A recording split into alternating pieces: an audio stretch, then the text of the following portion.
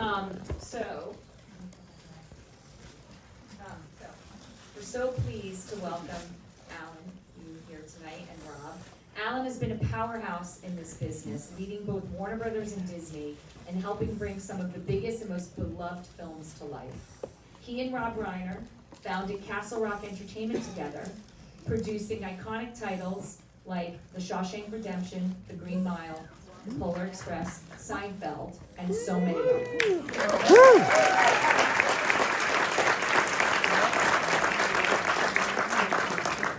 Rob Reiner, as you may recall, and for those of us in Gen X, this was an incredible part of my growing up period. Started in television as a performer and a writer, a little show called All in the Family. Woo! I'm curious. There's some young people, not too many, but how many before? Let's be honest. Because I tested it. How many people had never heard of All in the Family? Oh, okay. No.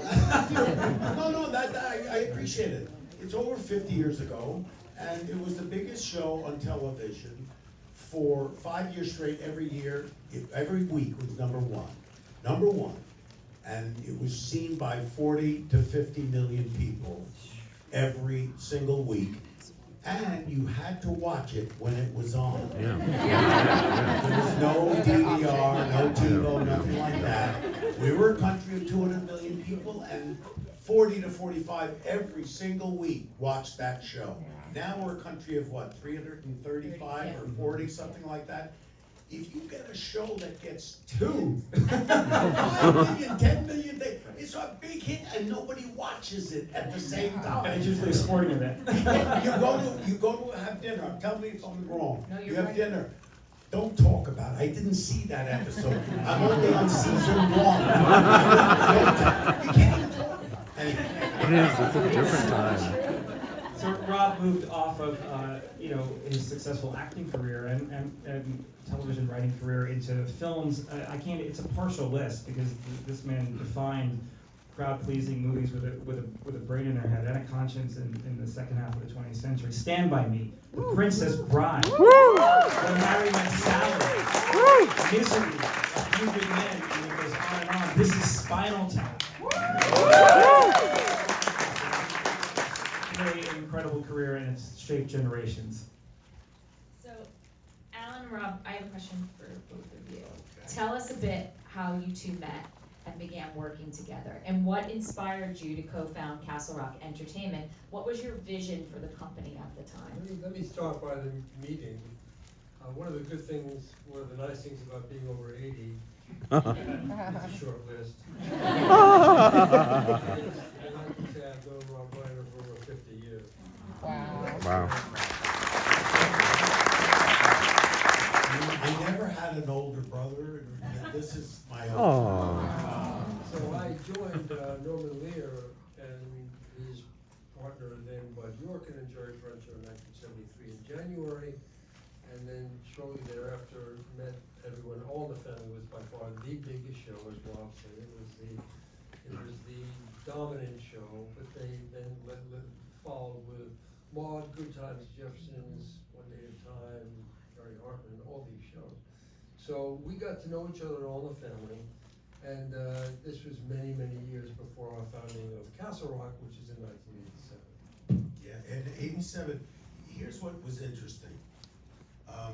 Norman Lear and Jerry Perenchio, after they did all of the great shows that Norman put on, they bought Embassy Pictures. It was called Avco Embassy. They bought Embassy Pictures before it was sold to Columbia. And Alan was there with them, and they started making movies. They were making movies. Now, I was trying to get I couldn't get it made. I was trying to get Spinal Tap made for years. I couldn't get anybody to agree. So eventually, after 4 years of banging my head against the wall, and I have a 20-minute film, I'm running from one place to the next, showing people a 16-millimeter film. Everybody said no, no, no. Finally, they're looking for a director for a movie called, I think it was called Take This Job and Shove It. It was AFCO Embassy. And Based on the song. there you go, there you go. And so this guy, Peter Turner, he was an agent. He wasn't my agent. He was with William Morris. I wasn't even with William Morris. He said, what about Rob Reiner? And I said, Rob Reiner, what's he done? I had made a 20-minute demo reel of Spinal Tap. It had, interview footage and concert stuff and backstage stuff. And he said, I saw it was really good. She said, I'll take a look. Lindsay Duran was her name.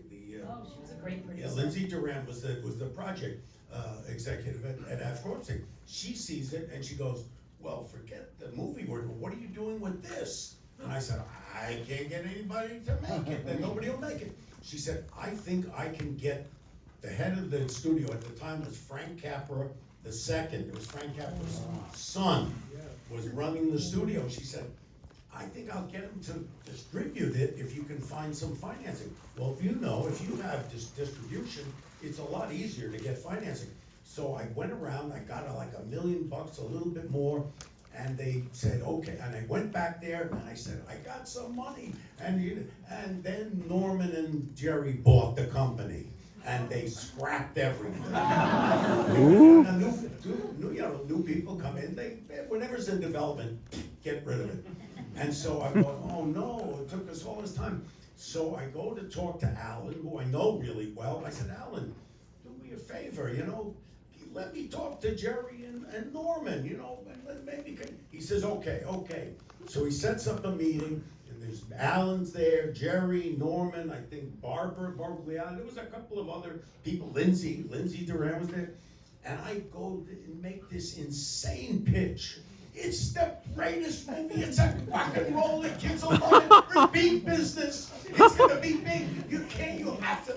And I just go nuts. And then I leave the meeting, and this is what I heard happen. Okay, so he leaves the meeting. We're watching him, and he first pitched it, and we go, where's the script? There is no script. What's a mocking method? Forget that. This is good. So he starts pitching it and getting more and more excited about it, and getting more, the word is exercise. And he starts, the Rob I knew, who was always calm and funny and everything, becomes this raging, screaming, crazy person. And then finally, he goes on, and I can't believe you guys, blah, blah, blah, and he leaves. And then Norman turns to me and Perencio, he says, which one of the two of you wishes to tell him no? Which was his way of saying, we gotta do it. Yes. And so off he did, and it was, as we all know, what a fabulous. Yeah, it turned out good. So. They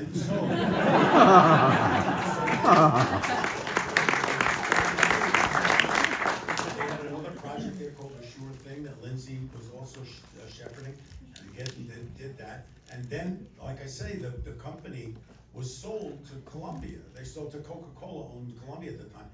And Alan and they all left, and we were just about to start shooting Stand By Me, 2 days before we start shooting. Again, no. Columbia don't want it. They scrap it, that's it, it's over. Norman steps up and says, I'll fund it by himself with no distributor, like this. So that was amazing. So then we finish the film, and then we go to everybody. Nobody wants it. Nobody wants it. And we go back to Columbia at the last minute, and there was a new guy running Columbia, a guy named Guy McElwain, who was an agent, and he liked it. He said, I reminded me of my youth when I used to hammer. He bought it, so that became it. Then I made The Princess Bride, again, Norman helped finance, and then Alan was at Fox. He had gone to 20th Century Fox, and Martin Schaefer, who was a good friend of all of ours, he also was at 20th Century Fox. And Andy Scheinman and I were producing. We produced on The Sure Thing, on Stand By Me, Princess Bride, and we decided, I think it was Alan, you decided, maybe we get to, we said to Martin we said, hey, let's start our own company. And Martin said, yeah, but Alan has a good idea. Let's all get together, because we're all friends. And he said, we'll make a movie company. And Alan said, yeah, and there's another guy that I work with when we were at, with Norman, Glenn Padnick, and he was a TV guy. He says, let's bring him in. So with the five of us. That was a good add-on, Alan, Yeah. as we all know. Well, the interesting about Glenn Padnick, we had a number of shows that we did. Some was pilots, some went a year, 13 weeks, all deficit. Everything deficit. Lost money like crazy. But Seinfeld. So if anybody has a film they'd like Rob to finance, Seinfeld. So the point is, the five of us get together and we were friends. We were all friends and we all brought different skill sets to the party. And I can tell you honestly, is the greatest, I don't know how many years we were together, 20, 15, 20, whatever it was, before Alan left to run Warner. It has to be one of the most, if not the most successful production It companies was- in the history of Hollywood. It was incredible, and we never had one crossword with each other. We loved hanging we had lunch together, we played poker together over at Alan's house. It was just like best friends. It was the best time of my life. And I remember, I didn't have an agent, I didn't need an agent. I went to, Ovitz had been my agent, and what would happen is, if I was gonna make a picture, produce a picture, I'd say, Mike, what do guys like me get in the marketplace? He'd tell me the number, I go back to these guys, I say, this is what they say, and this was the negotiation. Okay. Seriously, the negotiations lasted about 30 seconds. We never had a crossword with each other. It was the best time of my It life. sounds like so Yeah, glorious. no, it was unbelievable. Never repeat it again. Rob, how early in your early career, in your acting, your writing career, did you know you wanted to direct movies? Was that something you were always heading to? Yeah, I had been directing even when I was 19. I directed theater in Los Angeles. I directed my own improv company called The Session, which I acted in. So that was always something that I wanted to do. I never thought, that I would be, I like to act, but I didn't think that was gonna be. When All in the Family went on, I thought, okay, this will last 13 weeks. It's way too hip for the room, And CBS put a big disclaimer on at the beginning. We came on a Tuesday night and they said, basically the disclaimer said, we don't know how this show got on, but you want to watch it, fine. There had never been language like that. That show, when it came on, was like cable shows now. I mean, it Yes. really was Yeah. groundbreaking. It's Yeah. pretty groundbreaking. I mean, it also, oh my God, it gave so much conversation to have at home. Yes, we all talked. I mean, everybody had a conversation. We're so split up now, the country. We don't talk to each other. But this was a unifying a show because you had a liberal and a conservative. I played the liberal, and Carol O'Connor as Archie played the conservative, and we fought over all issues that we're still dealing with now. And they reshot a few of the shows under Jimmy Kimmel with Woody Harrelson and. Oh, That's right, That's they right. did. That's And right. they didn't change a word of the script. Right. They didn't change a word. Which was so And cool. it would be, it's controversial even today. Yeah. Alan, we hear you came to Hollywood as an Air Force veteran and Harvard MBA graduate. How did you end up in entertainment? Well, I was working at Procter & Gamble, you'll hear some of this tomorrow, on Ivory Soap, which floats. 99 and 44/100% pure. So happy working away, Cincinnati, Ohio, and I got a call from an Air Force friend of mine who said, there's a guy named Jerry Parencho who's partnered with, you know who Norman Lear is? And I said, it's January of '73. I said, no, yeah, he's a producer, a writer guy. He said, well, Parencho's his partner, you gotta meet this guy. I said, I don't want to meet anybody. He said, you don't understand. This guy is special. You gotta meet this guy. So I had lunch with him at Central Park South at the New York Athletic Club, and we have a 2-hour lunch. And during the lunch, I became quite enamored. He was charismatic. He was smart. He was funny. He talked about California and the ocean and television. So I started thinking, I could do this. And then at the end of the conversation, he says, it's all like yesterday for me. He says, all right, let me get this straight. Have you ever wanted to be in the entertainment industry? I go, no, Mr. Parencho, to be honest with you. He says, You watch movies? I said, well, sure, once in a while. Not too many, Mr. Prince. Did you watch television? I said, no, sir. I work pretty hard. No television. He said, do you know anyone in the entertainment industry? I said, may I come with you? He goes, no. I said, no, sir. He said, ever been to Los Angeles, California? No, Mr. Prince. He said, you're perfect, you're hired. Well, it's not like that anymore. He said, well, you gotta meet Norman Lear. So I went out and met Norman Lear in the house now occupied by Rob and Michelle. Yeah, it's so weird. It is so weird. This house it's been around. It's been 100 years. Henry Fonda was the first person to own the house. Jane Fonda and Peter Fonda were born there. Then it was owned by a guy that played in Casablanca, Paul Henry. He played the guy with the two cigarettes. That was another.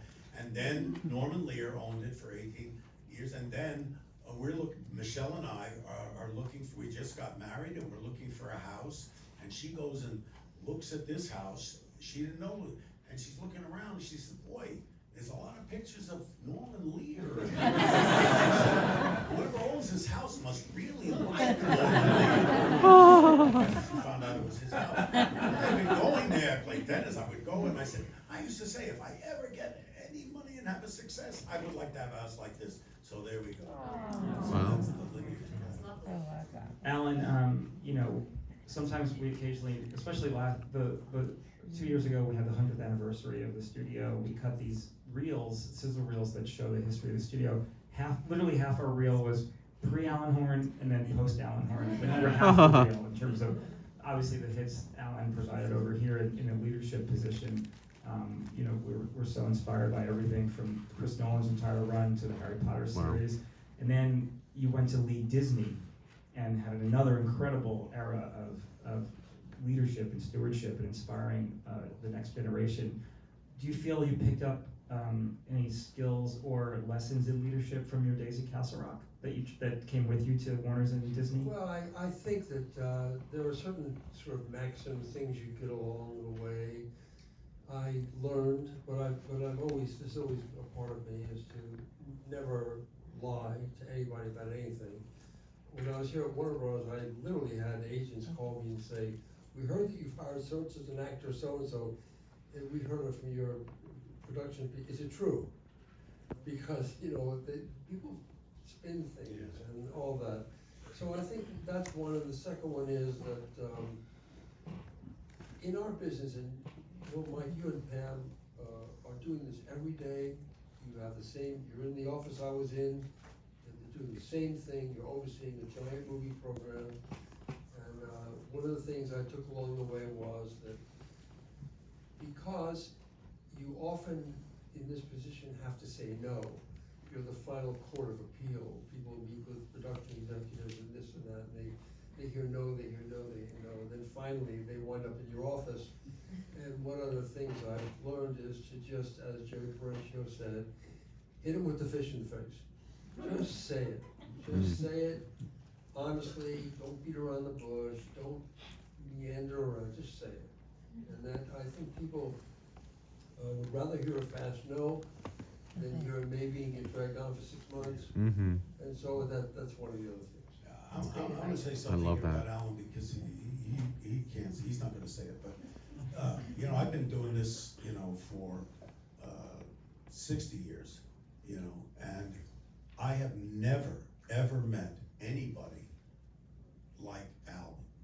This is a guy who was an enormous success here at Warner's, an enormous success at Disney, the most decent, honest human being.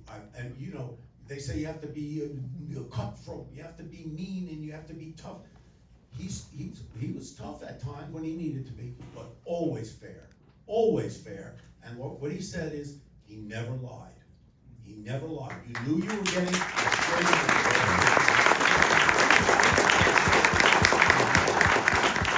I asked Pam to lie to me repeatedly. That's a special request of mine. Rob, you've directed so many incredible films. Do you have a favorite making of story, if you had to recall one? well, the making of, I think the Princess Bride was the Yeah. most interesting and fun Yeah. to make, because it was such a strange, as Bill Goldman said, it's an oddball movie, you know, because it's a mixture of satire and romance and swashbuckling, and it's all tied together.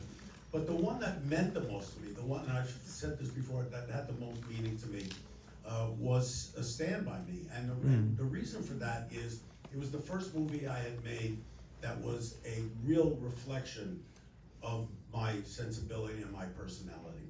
You know, being the son of Carl Reiner, I don't know if you know him, but, you know, he created the Dick Van Dyke Show, and, no, I mean, people don't, you know, he created the Dick Van Dyke He's Show, a big he made all fan. these big, He's a big deal. yeah, he made all these big hits with Steve Martin and all this stuff, and was, you know, he won 12 Emmys. I mean, the guy's a genius. I mean, did all this stuff, and I was, you know, living in the shadow, you know, and a very famous story that he tells, I don't remember, I was like 8 years old, and I went up to him and my mother, and I said, I wanna change my name.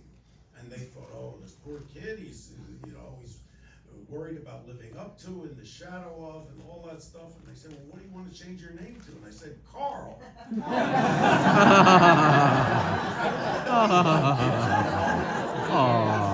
And so, you know, the first things I did were, you know, I did satire with my own improv group and the committee. I was in the group, the committee, and the Smothers Brothers writing for them, and so that was that. And so Spinal Tap was a satire. That was the kinds of things my dad used to do on Sid Caesar. They did satire. So I was playing in that same lane, you know. And then the short thing was also a romantic comedy, and my dad had done pictures with Doris Day and James Garner and all this stuff. So Stand By Me was the first time I'd done something that my father never would have done or wanted to do, and it was a real extension of my personality. And I thought, you know, this is something I like, and it had comedy in it, but it also had drama and melancholy and nostalgia in it. And I said, if this is ever successful, then I feel I can do the kind of things I want to do. And the fact that it became successful, that got me started to do, all right, I don't have to worry about, being on his. But here's an interesting thing, and we thought about this. I look at my office, and there's a thing on the wall over there, and it's a page out of Variety. We took an ad out. This is in 1984. He had directed All of Me, which is a picture with Steve Martin. It was a big hit. And I had my first movie out. This is Spinal Tap, and both of those movies made a ton of top 10 lists all over the country. And I thought, wait a minute, has this ever happened? Has there ever been a father and a son directing movies that made it into these top 10 lists? And I looked at it and no. And so we took out an ad to say, when did this ever happen? And he said, not in history. And then underneath it said, not extensively researched. That's a great story. Alan, during your tenure at Warner Brothers, what are some of the films you're most proud of championing? Well, there are so many. Obviously, the Harry Potter series of movies was a very big deal because it was so important to us to be faithful to Jo Rowling's books and her vision and to cast it correctly and all of that. It was really quite a journey through 10 years. So that was a big deal. And then Batman had been done a number of times, and Chris Nolan, we recognized early on that he was a very, very talented person, and to have him come and do Batman and then be so successful with that, reinvent the series, that was a big deal. It was a lot of fun doing Troy with Brad Pitt. And I can remember saying, I had dinner with him and his then wife, Jen Aniston, actually. And I said, you gotta get in shape for this. And he said, I'll be in the same shape I was in, like Fight Club. I said, listen, you're half a god now. You have to throw a javelin too. And he went out and gained 15 pounds, and he looked amazing, amazing. And so it was there were different pictures like that, and I very proud of everything we did. It was a long run, and I feel what you feel now with the one you're having, so. You guys are having an amazing run right now. Thank you. Thank you. And Alan, you got Martin Scorsese's first Best Picture win. You got Martin Scorsese his first Best Picture win. I mean, not first, right? Oh no, first because Raging Bull lost to ordinary People. Yes, and Goodfellas lost to Dances with Wolves. To Dances with Wolves. Yeah. You fixed the injustice. Director and picture. Interesting. I know, A lot of incredible. You never know what those award things It's very effective. I mean, the American President was nominated for 5 Golden Globes, and I don't know, I don't know what we won. Human Men, that was nominated for Best Picture and some, but you know, we did a picture here called The Bucket List. That Alan was the head of Artists at the time. Yeah. And we screened it. The first time we screened it was right in this room. Yeah. Now, you both in your careers have worked with so many different executives and filmmakers and talent. Are there certain qualities you look for in collaborators and partners, or even just people that work for you, that you share? I just look for the same things, candor and kindness, and I remember hearing from, of all people, Steve Spiro many years ago. He said, and please excuse, I don't curse very much, but the expletive. Uh-oh, here comes the effort. He said, no thank you and fuck you mean the same thing. And I like that. I like that. I want to be a no thank you guy. And so you always, in their jobs, my job, you have to say no a lot. And it's, of course, it's always fun to say yes. It's exciting. But the essence of creativity is that unlike mathematics, if we're in a high school together and we walk out of the room after a test and you say, did you get X equal 4.2? And I say no, you can say, well, you're wrong. This isn't like this. Creative matters are highly subjective and very debatable. So people come into the office and they are passionate about their particular view of a particular thing. And you can like the project, but have perhaps a different take on it, want different things, feel something's missing, something. So that communication becomes really important, because you don't want to turn people off to the point where you can just see their mind closed down. You don't want that. You have to continue the dialogue, which is what we do and what they do, and that was it.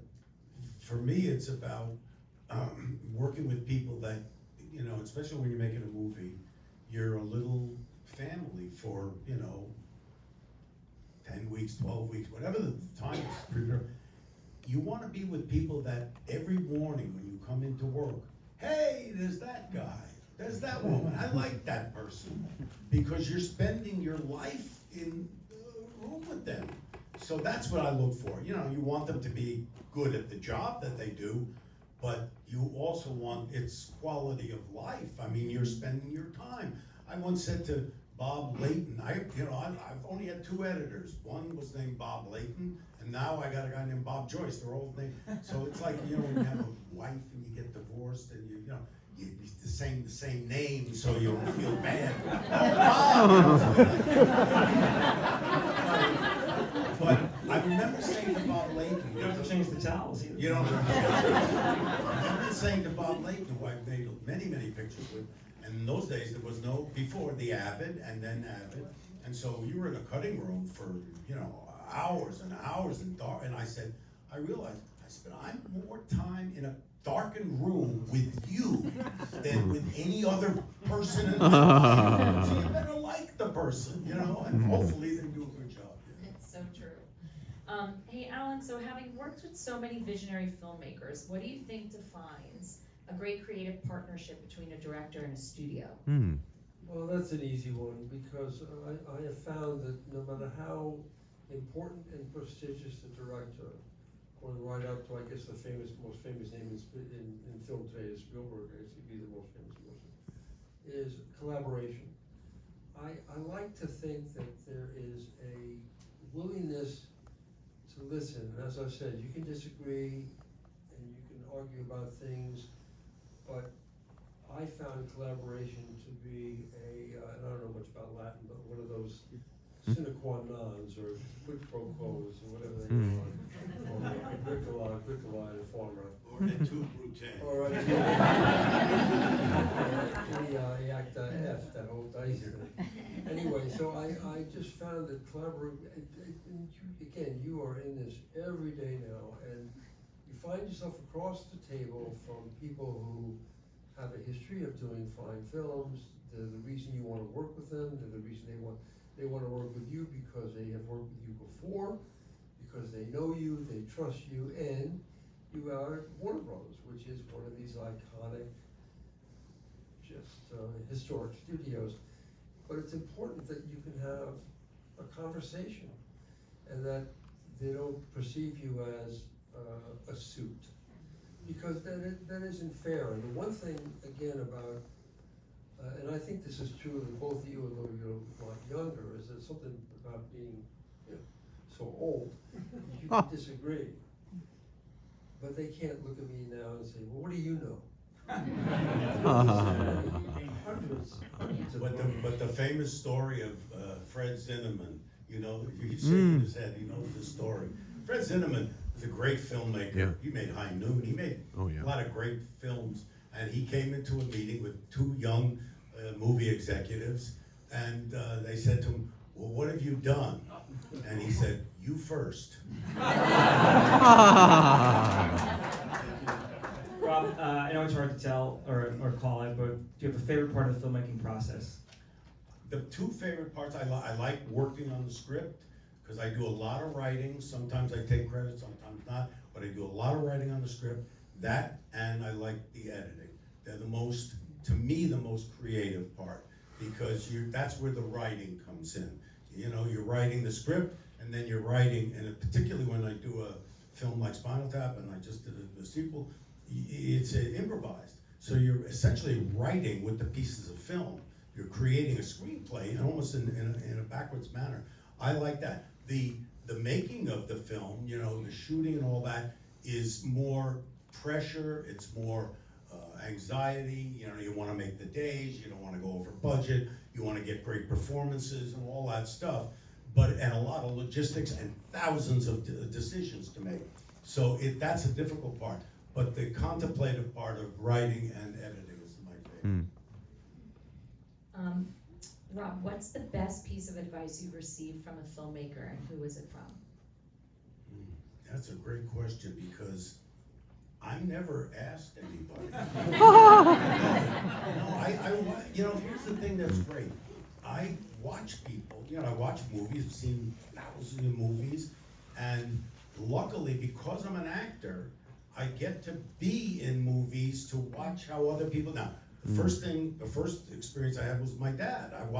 He never told me, son, this is the way you, never that. I just watched how he did it, how he worked with the actors on Van Dyke and the movies he made. I watched how he did it. And then, you know, I'll get maybe called to be in the Woody Allen movie. Wolf of Wall Street, everybody. Or Scorsese, or I remember years ago, Ron Howard, I did a thing, and I get to see how they do it. And that, you know, sometimes will give me, oh, I see, that's interesting. And it's no pressure when you're an actor.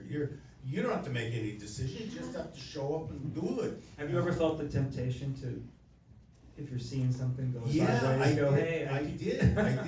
One time, I was in this Woody Allen movie called Bullets Over Broadway, and I show up, and there's a scene outside in the village, at Minetta Lane, and I'm looking at this, and he's got Carlo De Palma as the DP, who's one of the great DPs. He's done a lot of movies, and I'm looking at this, and I'm going, gee, unless there's a film stock I don't know about, this is too dark. This is not going to show.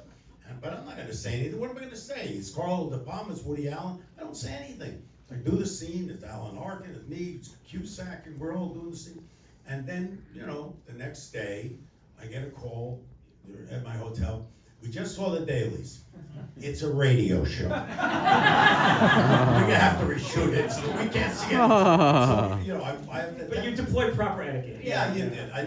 Ron Howard called me and said, "Want to be in this movie?" It was called Ed TV. It was Woody Harrelson and McConaughey, And I said, oh, yeah, okay, I'll be in it. He said, well, let me send you the script, you'll read it. I said, I don't have to read it. He says, why? He says, I said, if it stinks, it's not my problem. Alan, I gotta ask you a corresponding question. Are there any industry leaders or studio executives that have given you advice that you've taken to heart or that you found helpful? I'm trying to remember who gave me this advice, but it was that when a film director, producers or directors come and show you the first cut, the director's cut, and again, something you guys do now. In this room? In this very room? In this room, you do every day. You have to remind yourself that no matter how big they are, even if they're the very, very most important big-time filmmakers, that moment when they show you the film on this big screen is a moment of vulnerability to them. They are, no matter how important they are, no matter how famous they are, it doesn't matter. They are now showing you this piece of work, and they're vulnerable. And so I learned early on that I always have notes about everything, but it's important to find those things, and always things, find those 2 or 3 things that are very good, that you can calm the room a little bit and say, first of all, I think so-and-so was really great. I think the cinematography, blah, blah, blah. I think the way you did the long tracking scenes or whatever, and the character relationships or whatever. And that's important because even the biggest, and again, Spielberg comes to mind. I mean, he said something to me about this subject at one point, that he was showing us something, and I looked over and I remember thinking, here's perhaps the most famous director in the history of film right now, but he was, I don't know, nervous, maybe overstating it, but He was nervous. I'm sure he was nervous. I'm sure he was. So that's a real lesson. You have to have long antenna, people antenna. You have to have empathy. Empathy to realize what the other person is feeling at that moment. Rob, Yes. the American president captures politics, romance, and idealism with such warmth and wit. How many people have seen the film here before? Ooh. Nice. What drew you to the story originally? I was sent this, originally Robert Redford just, left us, and was a great guy and great actor, great film actor. He was developing this project. It was called The President Elopes. And they had developed it for years, and they had 14 different drafts by different writers that he had kept hiring different people. And I had done A Few Good Men with Aaron Sorkin, and he approached me and he said, is this something you'd ever be interested in? And I said, well, yeah, I mean, if you let me bring Aaron Sorkin in and we'll work on it, because, and he wanted it just to be purely a romantic comedy, not have politics involved or anything like that. And I thought, well, geez, I mean, it's the president, and Aaron was very big at that time on gun control. I was big on the environment as an issue that I cared about. And I said, you can't pass up an opportunity like this to make a romantic comedy without, it's the president, and having some political issues. So we went about doing it, and Aaron at the time was not in his best frame of mind. And he started working on it and delivered to me a 309 page. Wow. Oh, God. I said, Aaron, I don't know if we can show this to Bob. I work on this. So we go back and forth. He was at the hotel, we faxed. There was fax machines. Faxing back and forth, scenes, boom, boom, boom, like this. And I said, we cut it down, we'll do it. And the 309 turned into 334. And I said, Aaron, let me just take this over. And so I took it over and I started cutting and changing and moving things around. And just to give you an example, there's a scene you'll see at the end where he gives a speech in the press briefing room, which is like 3.5 pages long. It's with black on every page.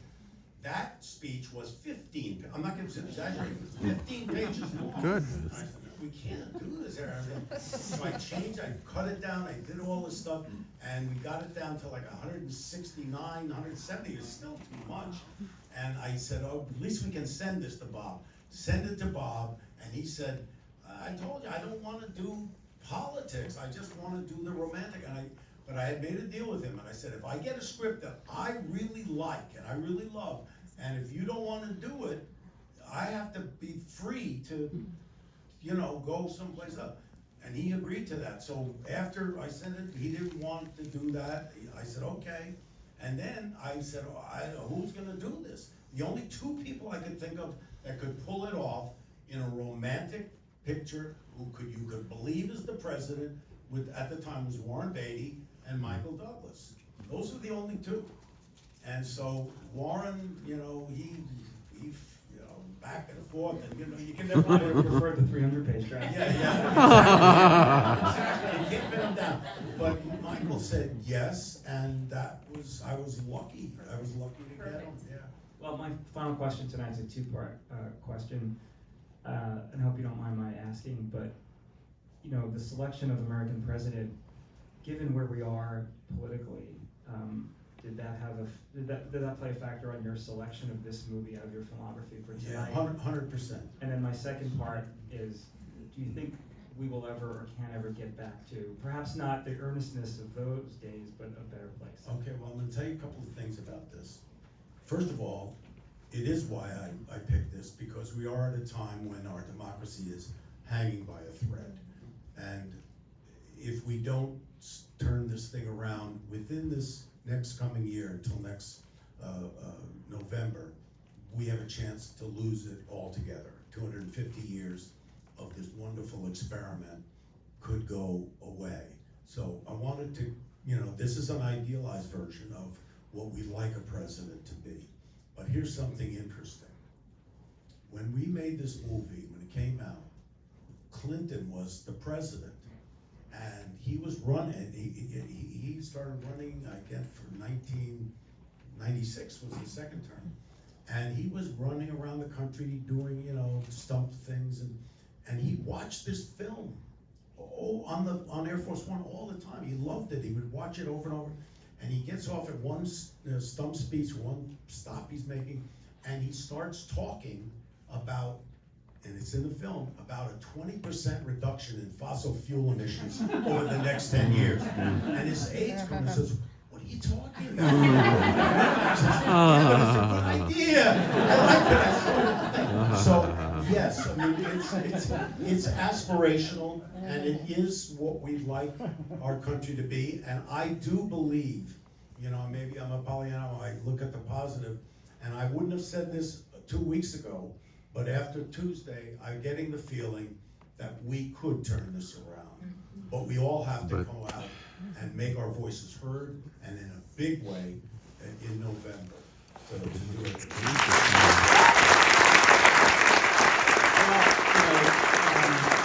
I think what public service and movies have in common is they can both inspire people, and we just have to thank And entertain. and entertain, And make you absolutely. As a studio and just as people that are inspired by movies, we have to thank you both for what you've done for storytelling and for our studio's existence. We could not be more grateful, and thank you for coming out tonight. Thank you.